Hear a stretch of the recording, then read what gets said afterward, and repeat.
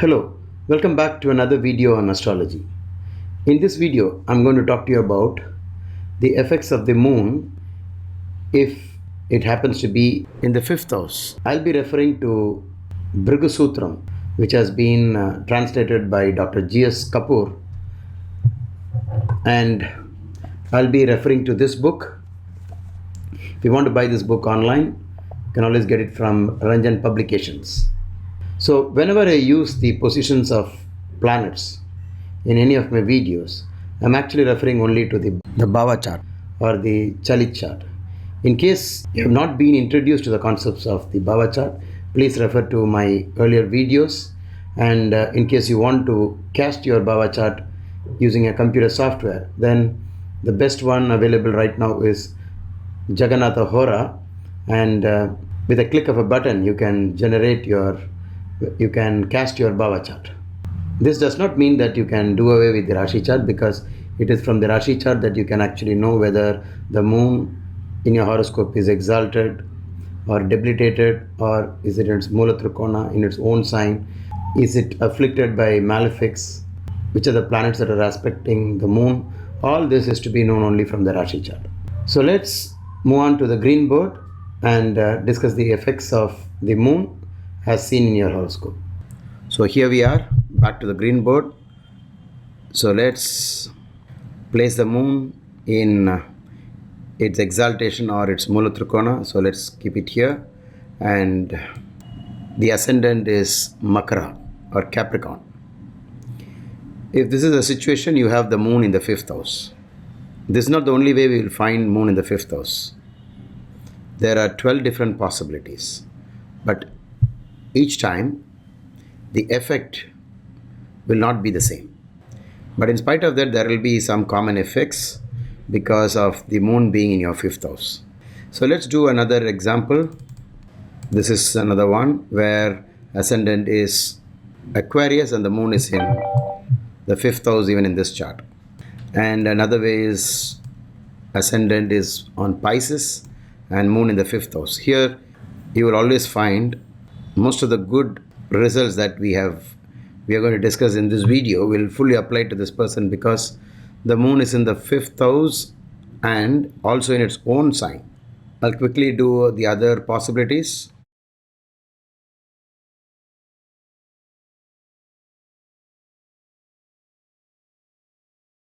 In each of these possibilities, you still have the moon in the fifth house. But let's do the next one. Cancer ascendant and the moon is in Scorpio, debilitated. But remember, in astrology, never jump to conclusions, because the moon might be strong in some other aspect like Shadbala. Even a debilitated moon can be actually very strong. So you'll have to look at it from several points of view. And this is another possibility.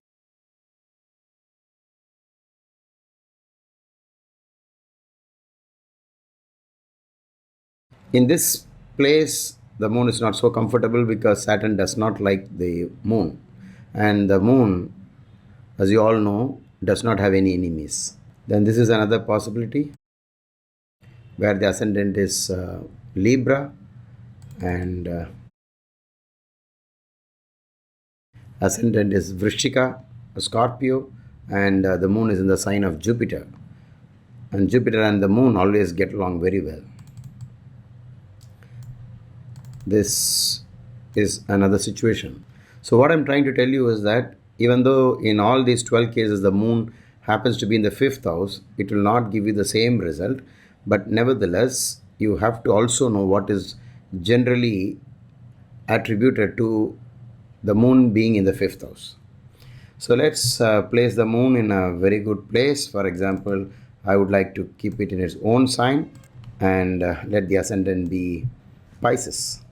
So let's see what sage Bhrigu has said about the moon in the fifth house. The first word is Stri-devata-siddhi. Stri is women, Devata is God. So Siddhi means the blessings or the spiritual pursuit of the female God form. Maybe a devotee of Mahalakshmi or Durga. Bharya-roopavathi. Bharya is the wife, and Roopavathi actually means the Rupa is actually the form.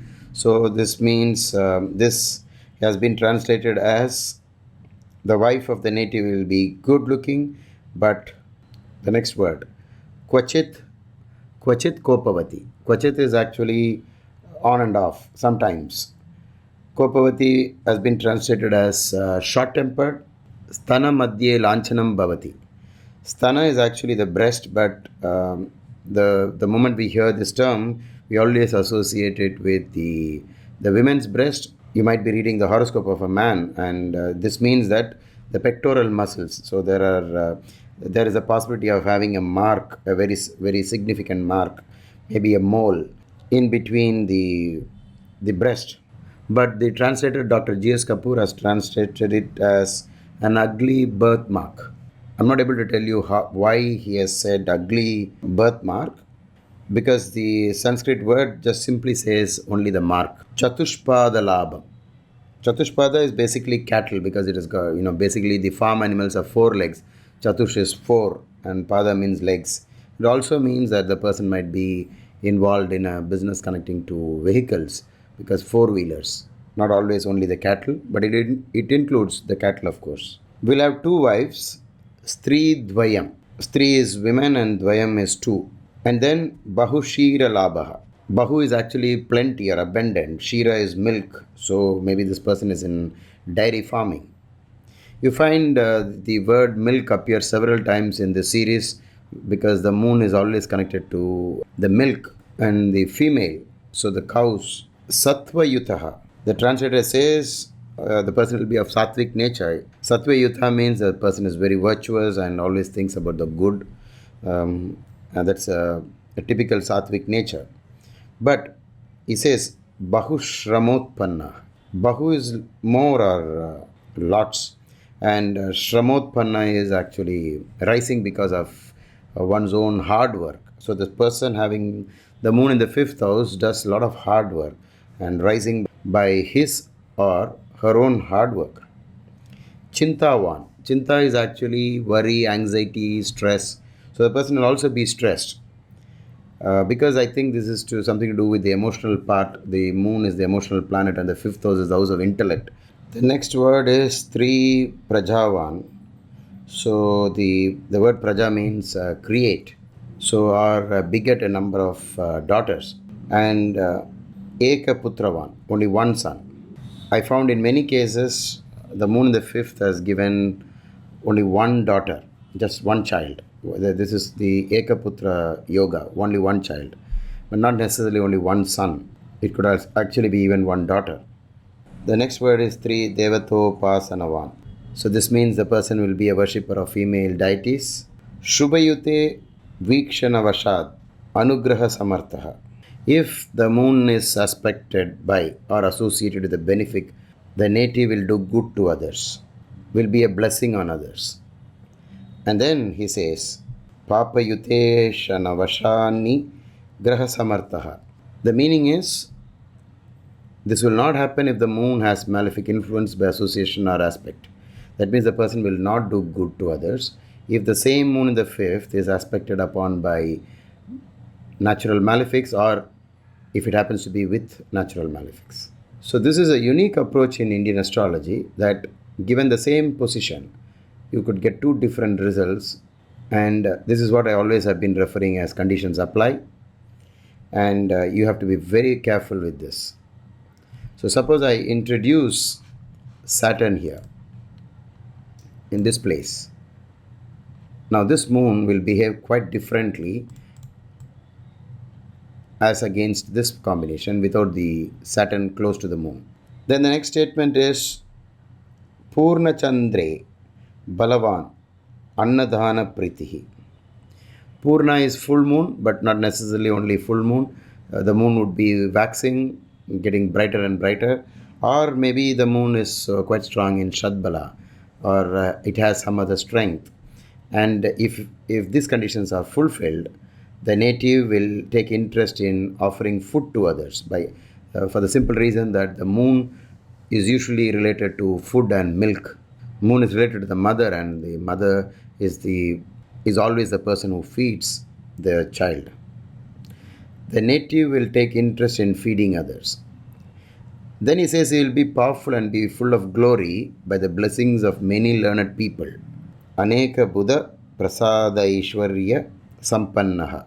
Aneka is many. Buddha means intellectual or intellectual people are always will always help this person, and that through this kind of help, the person will become fortunate and prosperous. So they naturally find good teachers. Gurus will come their way and give them a lot of knowledge. The next word is Satkarma Krit Bhagya Samriddha. The translation goes like this: he will do pious deeds, virtuous deeds, and will be very fortunate and prosperous. Then Rajayogi Jnanavan. So here the translator says, for example, because of such qualities, King Janaka was known as Raja Rishi or Raja Yogi. These are different, very special kind of people who are actually yogis, who have great spiritual knowledge, but in spite of that, they may continue to act as though attached and remain in the worldly life. But at the same time, internally, they might be actually a saint or a renounced person. We have come to the end of this video. In case you have any doubts, please type them out in the comment section. And whenever I find the time, I'll answer them for you. And see you soon in my next video.